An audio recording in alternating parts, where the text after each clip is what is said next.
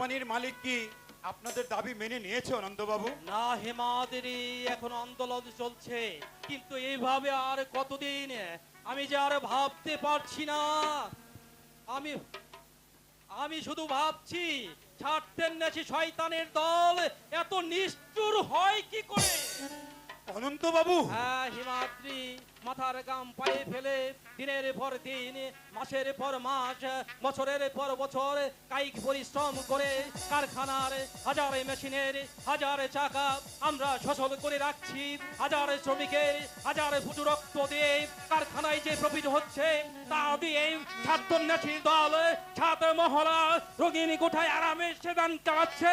মেহনতি মানুষের স্বপ্নের বুকে লাথি মেরে দামি গাড়িতে চড়ে ঘুরে বেড়াচ্ছে, অথচ আমরা আমাদের মৌলিক চাহিদাটুকু মেটাতে ব্যর্থ হচ্ছি। অনন্তবাবু, হ্যাঁ হিমাদ্রি, আপনি ঠিকই বলেছেন অনন্তবাবু। সমাজনীতির এই বৈষম্য তাই আমাদের ভাগ্যে এমন করুণ পরিণতি এনে দিয়েছে। হ্যাঁ হিমাদ্রি, আমরা মেহনত করে ওদের উদর পূর্তি করছি, অথচ আমাদের ঘরে হাড়ি চলছে না।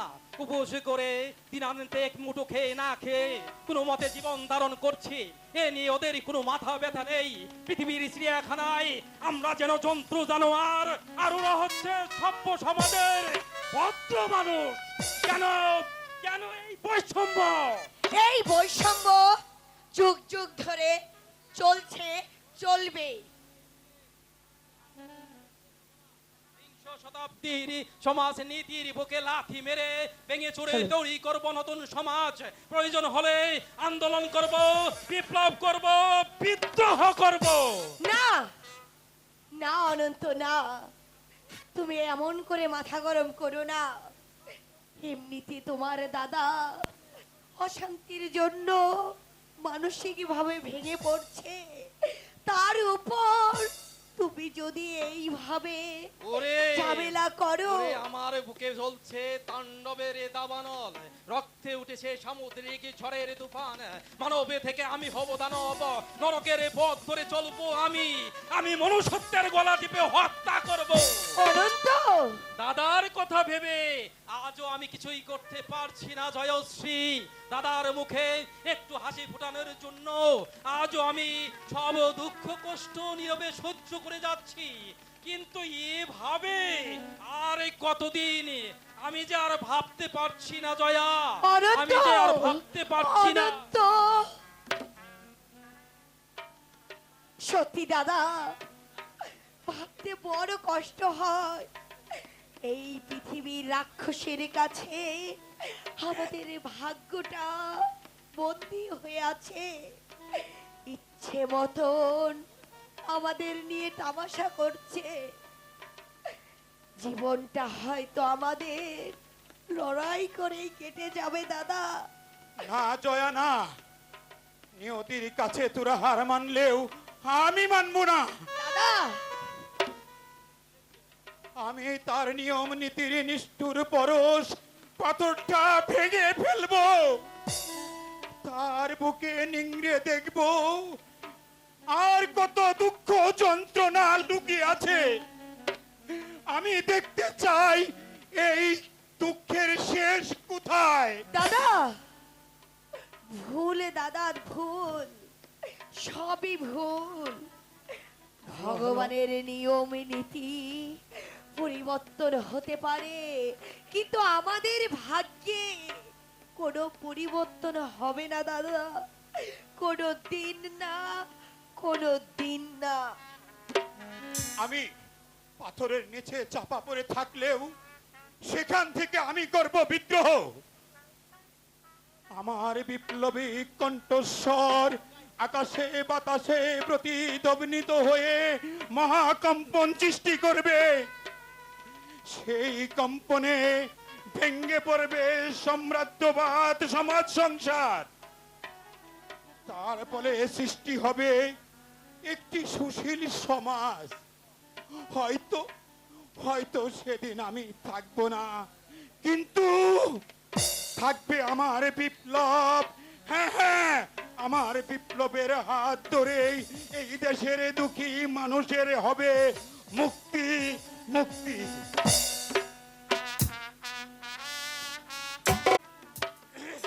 শোনো ম্যানেজার, আমি যে তোমাকে কাজের দায়িত্ব দিয়েছিলাম তার কি খবর? করেছি স্যার, আপনার কথা মতো থানায় গিয়ে সব আলাপ আমি ছেড়ে এসেছি। আর অফিসার ওই গদাধর বাবুকে আপনার কথা বলে আমি 10,000 টাকা দিয়েছি। তা বেশ করেছো, কিন্তু অনন্তকে যে খবর পাঠানো হয়েছে। পাঠিয়েছি স্যার, হয়তো এখনই ছুটে আসবে। আসতে দাও ম্যানেজার, অনন্তকে আমার বাড়ি পর্যন্ত স্কাউন্টারটা একবার এখানে আসলেই ধরে চাবুক মারবেন, এই তো কি ভেবেছেন আপনারা? আমাদের অসহায়ত্বের সুযোগ নিয়ে যা খুশি তাই করবেন। কে কে তুমি? আমার নাম অনন্ত রায় চৌধুরী। অনন্ত রায়, হ্যাঁ, কি চাও এখানে? আমি কোম্পানির মালিক অগ্নিশ্বর রায়ের সঙ্গে কথা বলতে চাই। কোথায় সে? ডাকুন তাকে, আমি তাকে জিজ্ঞাসা করব কোন অপরাধে সে আমাদের সঙ্গে এমন নিষ্ঠুর আচরণ করছে। আমি সেই অগ্নিশ্বর রায়। বলো তুমি আমাকে কি বলতে চাও? বলতে না, জানতে চাই কেন আপনি আমাদের মজুরি বন্ধ করে রেখেছেন? প্রতিশ্রুতি মোতাবেক কেন আমাদের পাওনা মিটিয়ে দিচ্ছেন না? এই ভটকি তোমাকে দিতে হবে। নিশ্চয়ই, যুদ্ধে যখন নেমেছি তখন কৈফিয়ত আপনাদের দিতেই হবে। যদি না দেই? তাহলে আমাদের আন্দোলন চলছে, চলবেই। ও, বুঝতে পেরেছি। এই এই তুমি তাহলে আমার কারখানার শ্রমিকদের উত্তেজিত করে আন্দোলন চালিয়ে যাচ্ছ? তুমি বিদ্রোহ করছো? বিদ্রোহ করছি না, আমাদের ন্যায্য অধিকার দাবি করছি। তুমি মনে করেছো যে তুমি ভুলে গেছো যে তুমি কার সামনে দাঁড়িয়ে কথা বলছো? না, আমি ভুলে যাইনি। আমি অগ্নিশ্বর রায়ের সামনে দাঁড়িয়ে কথা বলছি, কিন্তু আপনি বোধহয় ভুলে গেছেন যে যাদের মেহনতের ফলে আজ আপনারা সমাজে লব্ধ প্রতিষ্ঠিত, যারা অক্লান্ত পরিশ্রম করে কারখানার হাজার মেশিনের হাজার টাকা সচল করে রাখছেন, হাজার শ্রমিকের হাজার ফুটু রক্ত দিয়ে কারখানায় যে প্রফিট হচ্ছে তা দিয়ে আপনারা বাড়ি বাড়ি ব্যাংক ব্যালেন্স করছেন। অনন্ত! হ্যাঁ অগ্নিশ্বর রায়, হাজার শ্রমিকের হাজার পরিবার অনাহারে দিনই কাটাচ্ছে, অথচ আপনারা সানন্দে প্রীতিভোজ করছেন, তারা লজ্জা নিবারণ করতে পারছে না, আর আপনারা দামি পোশাকে পরে ঘুরে বেড়াচ্ছেন। সাবধান রাস্কেল, আর একটা কথা বলবি না, নইলে নইলে কি? অগ্নিশ্বর রায়ের বুটের তলায় চেপে ধরে। হুঁশিয়ার, হুঁশিয়ার অগ্নিশ্বর রায়, অনন্তকে তুমি চেনো না? যার এই কুসুম কোমলের হৃদয় তোমরা আঘাতে আঘাতে কঠিন করে দিয়েছ, যার মনুষ্যত্বকে তোমরা লাথি মেরে গুরু করে দিয়েছ, সে অনন্ত তোমাদের সহজে ছেড়ে দিবে না। তার আগেই আমরা তোমাকে তোমাদের জাহান্নামে পাঠিয়ে দেব। তোমাদের চোরা কারবার আমি ধরিয়ে দেব, আগুন লাগিয়ে দিব কালো টাকার সিন্ধুকে, মজুদ খাদ্য শস্যের ভান্ডার লুট করে বিলিয়ে দিব নির্যাতিত মানুষের ঘরে ঘরে। হাজার হাজার মেহনত কৃষকের ফল ফসল লুট করে সংখ্যাতিথি শ্রমিকের মাথায় পা দিয়ে যে কারখানা থেকে অতিরিক্ত মুনাফা করে তুমি বাড়িয়ে চলেছ ব্যাংক ব্যালেন্স, যে কারখানার হাজার মেশিনের হাজার টাকা আমি একই দিনে বন্ধ করে দিব। তার আগেই তোকে আমি গলা টিপে হত্যা করব।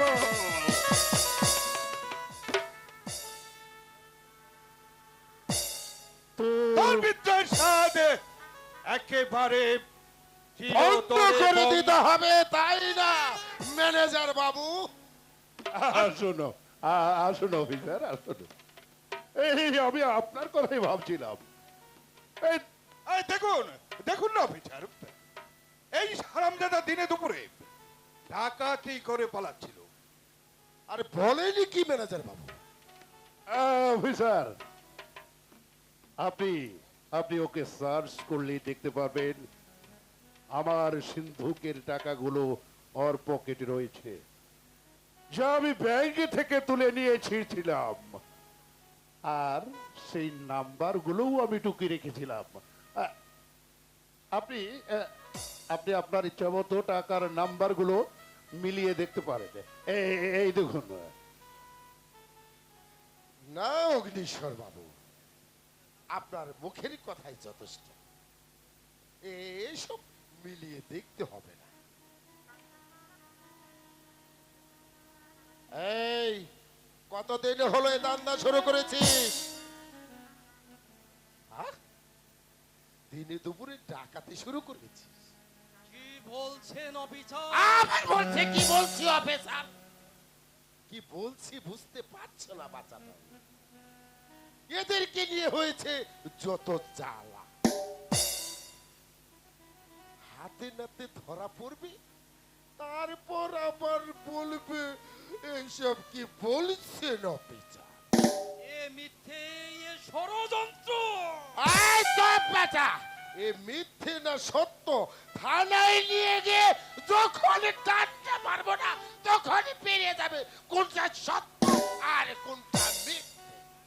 আরে নিয়ে যান অফিসার, নিয়ে যান থানায় নিয়ে গিয়ে ভালো করে রাম ধুলাই দিলেই সব স্বীকার করে নেবে।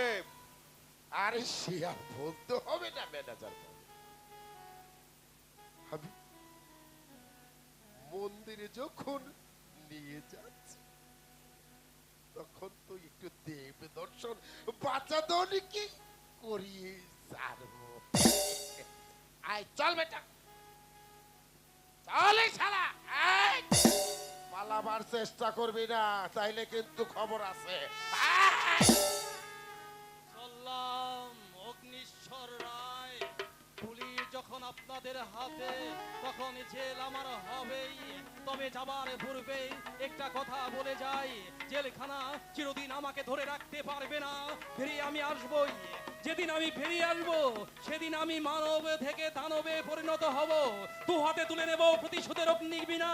সেই আগুনে তোমাদের পাপের সাম্রাজ্য আমি পুড়িয়ে ছাই করে আরে দেব। চল বেটা, থানায় নিয়ে বুঝিয়ে দেব। সে যখন আশা আর কোনো কোনোদিন থেরাপি পূর্ণ দেব হবে না। তখনই তোর বাপের নামে একেবারে ভুলে যাবে। এই ম্যানেজার, কি বুঝলে? এই অগ্নিশ্বর রায়ের খেলটা তুমি কি বুঝলে? এভাবেই সব আগাছাগুলোকে আমি একেবারে যাতে করে কোনোদিন আমার বিরুদ্ধে মাথা তুলে দাঁড়াতে না পারে। আর যদি কেউ মাথা দাঁড়ায় তাহলে সে ওই অগ্নিশ্বর রায়ের হাতে মরবে। আমাদের কাছে অনন্তর কাজ এ পর্বে শেষ করে দিলাম। এবার এবার ধরতে হবে ওই দেবেশকে। মানে যান, এবার হলো ওই দেবেশের পালা। কথাটা মনে রেখো। Yes, yes, Mr. অগ্নিশ্বর রায়, yes. এইভাবেই সমস্ত আগাছাকে উপড়ে ফেলে আমার চলার পথ আমি সুগম করে নেব। আর আমি এই পথেই তোমাকে একদিন ধ্বংস করে দেব। তখন তুমি হবে ফকির, ফকির, ফকির। আরে আমি হব এই বিশাল সাম্রাজ্যের মালিক।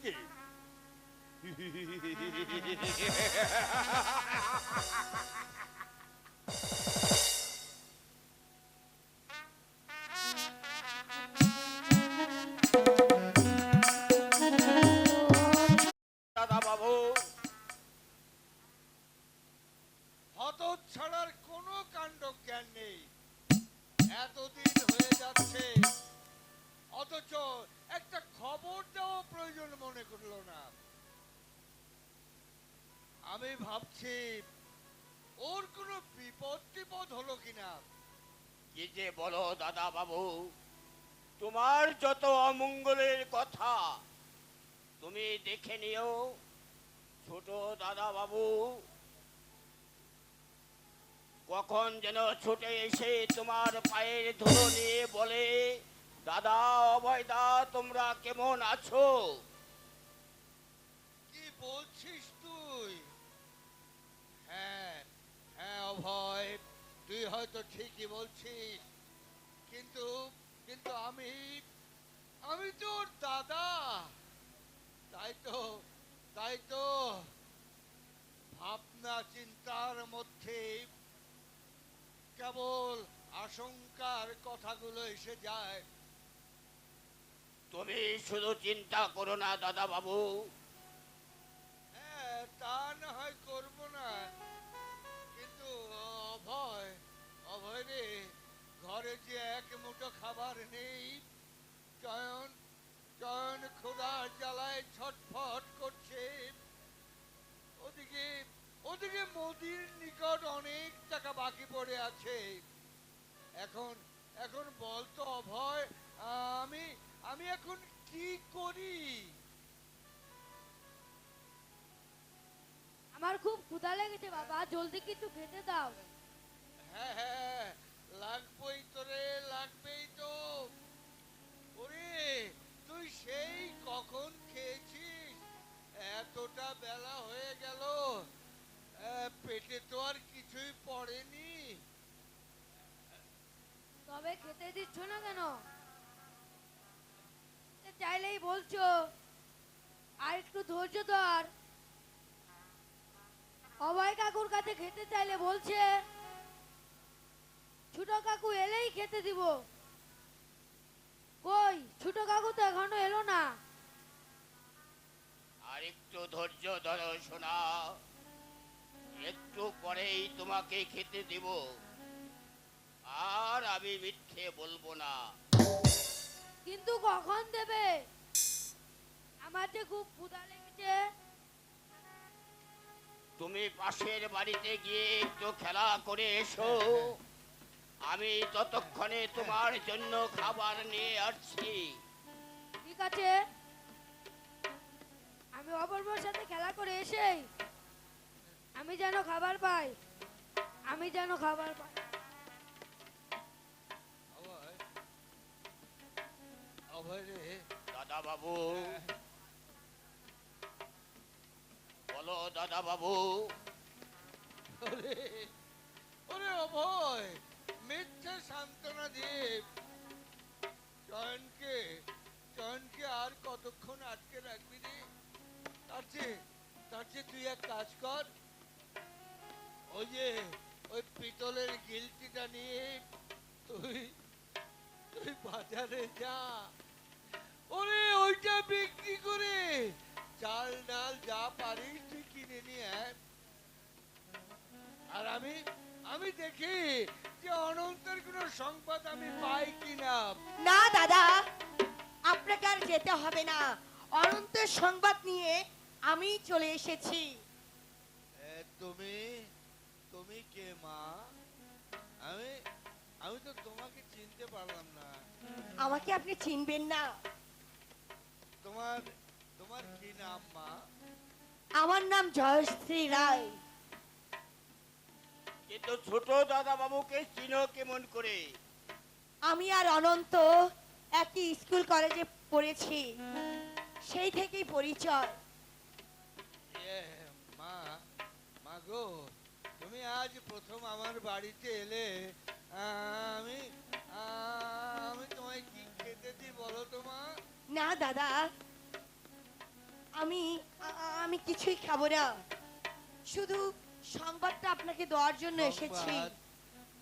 আমাকে আমাকে এখনই যেতে হবে।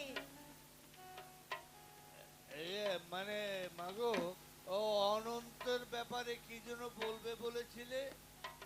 অনন্তকে? হ্যাঁ অনন্তকে। মানে অনন্তকে পুলিশ ধরে নিয়েছে।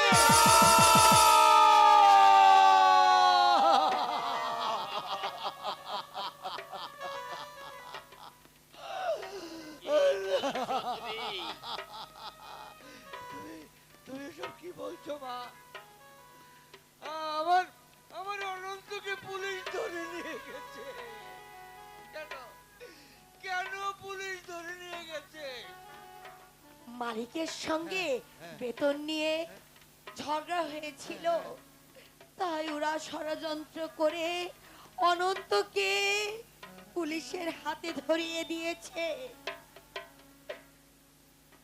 দাদা বাবু, তুমি চুপ করে আছো কেন? যাও, একটা কিছু করো দাদা বাবু, তুমি একটা কিছু করো। অভয়, দাদা বাবু, দেখ তো অভয়, দেবতা দেবতা কি মন্দির ছেড়ে পালিয়েছে, নাকি সে অন্ধ হয়ে গেছে? ভালো করে চেয়ে দেখ অভয়। মায়া ভরা চোখ দুটো দিয়ে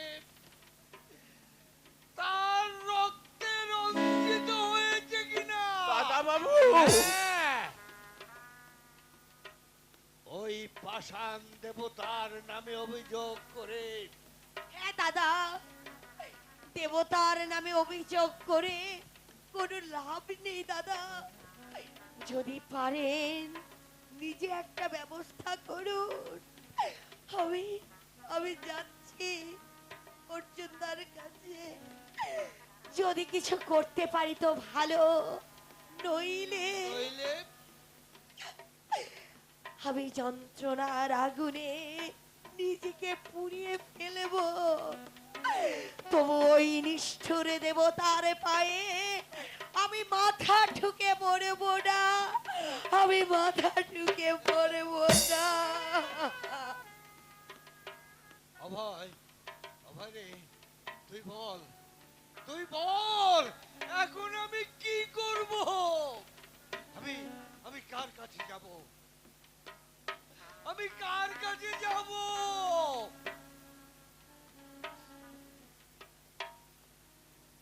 আমি নিলাম সাধু, নিলাম করাই আমার কাজ। কোথায় যাবে, কি করবে এ ভাবনা তো আমার নয়।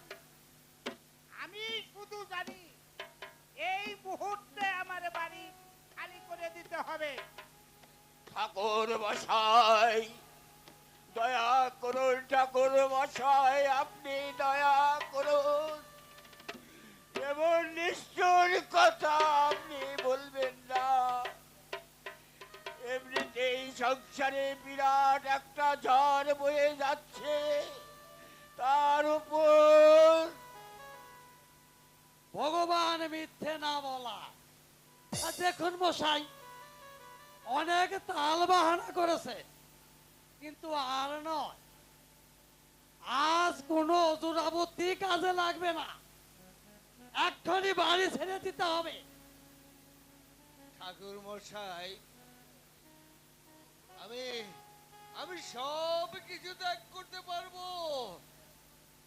তবু আমার পিতামহের ভালোবাসায় জড়িত এই বাস্তবিকে আমি কিছুতেই ছাড়তে পারবো না। ওই যে পাশেই রয়েছে রাধা মাধবের মন্দির, ওখানে আজও নৈবেদ্য সাজিয়ে পুজো করা হয়। এই পবিত্র স্থান ছেড়ে আমি কোথাও যেতে পারবো না। এ সাইডে যেতে পারবেন না তা আমি জানতাম, তাই আজকে আর আমি খালি হাতে আসিনি। উচ্চ আদালত থেকে ডিগ্রি নিয়ে এসেছি। এখন ভালোই বাড়িটা আমার ছেড়ে দিন, নইলে ঘাড় ধাক্কা দিয়ে বের করে দিই। হুজুর আপনি হ্যাঁ, চলে এলাম। বাড়িটা খালি হবার পর এখানে কি কারবার স্টার্ট করা যায় তাই আমি দেখতে এলাম।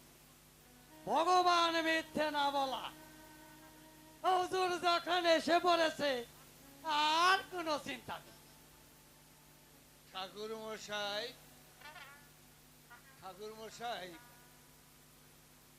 দয়া করে দয়া করে আমাকে আর কয়েকটা দিন সময় দিন।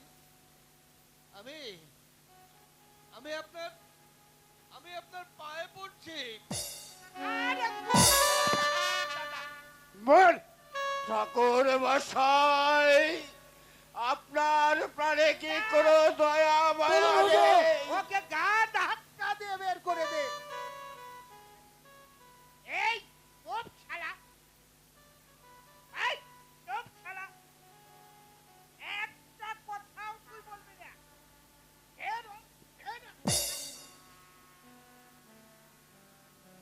থাক ঠাকুর মশাই, আর আর প্রয়োজন হবে না।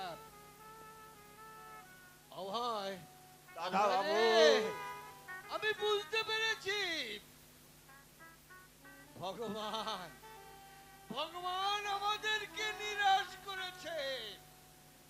আমাদের আমাদের এখানে আর থাকা হবে না রে। যা যা ভয়, তুই চয়নকে ডেকে নিয়ে আয়। আর দাদা ঠাকুরের নিজ হাতে বাঁধানো ওই পিতলের রাধা মাধবের যে ছবিখানা ঝোলানো রয়েছে না, আমি আমি সেটা নিয়ে আসছি। যাচ্ছি ঠাকুর মশাই, আমি চয়নকে ডেকে নিয়ে আসছি। কি হলো?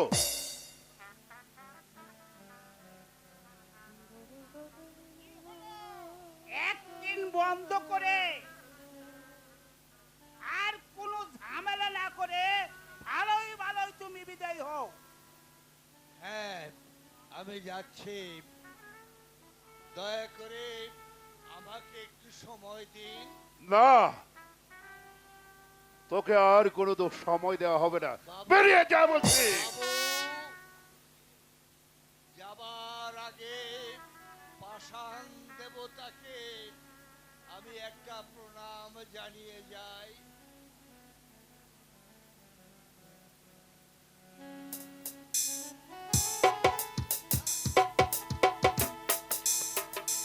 ভোলা মন দুনিয়াটা চিনতে পারলাম না। ভোলা মন দুনিয়াটা চিনতে পারলাম না। তারে আমি আপন ভাবি, তারে আমি আপন ভাবি, সে তো আপন হইল না। ভোলা মন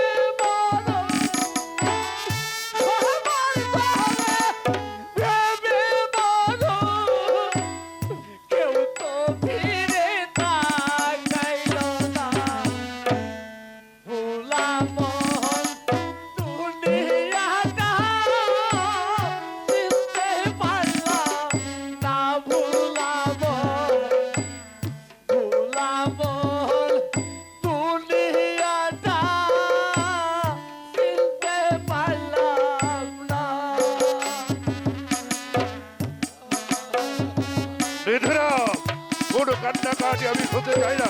এই মুহূর্তে ওদেরকে বের করে দাও। হয়ে যা।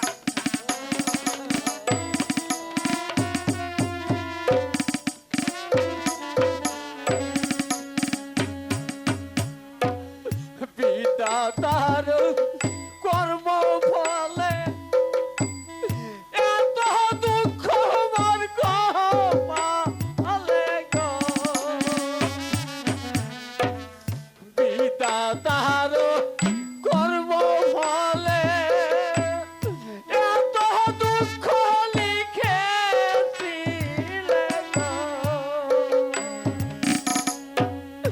এর সাইডে আমার মরণ ভালো, এর সাইডে আমার মরণ ভালো।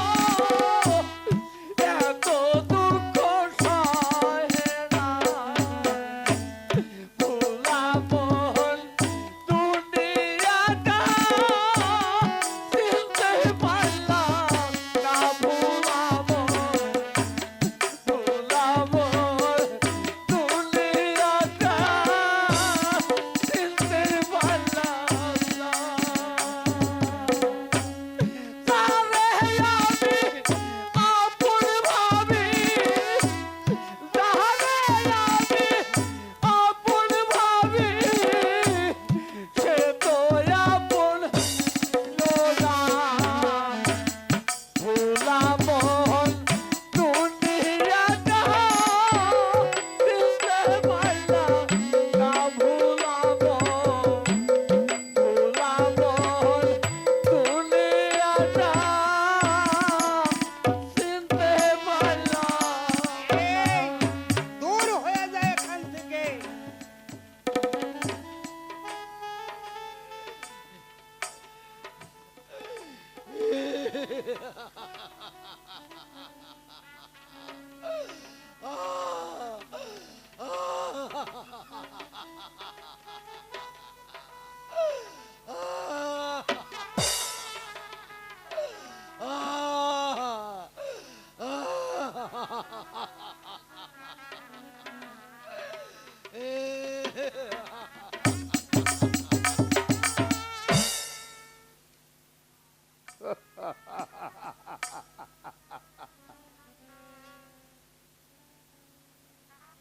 আপনাদের সব প্ল্যান সাকসেসফুল।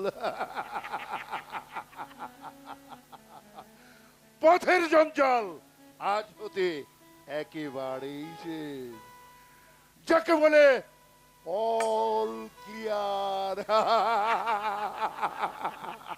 ঠাকুর মশাই, তাহলে আজ হতে আপনি আপনার নতুন কাজ স্টার্ট করে দিন। টাকা পয়সার জন্য আপনি কোনো কিছু চিন্তা করবেন না। টাকা পয়সা যা লাগে সে বুঝবো আমি। ঠিক আছে হুজুর, তাই হবে। আপনার কথা মতো কাজ হবে। এবার চলুন আমার বাড়িতে, জল খাবার খেতে খেতে বাকি আলাপটা সেরে নেওয়া যাবে। ঠিক আছে, এই হুজুর, চলুন। চলুন। একবার না হয় আপনার বাড়ি হয়েই যায়। এটাই হলো নাম্বার 1। চলুন চলুন চলুন।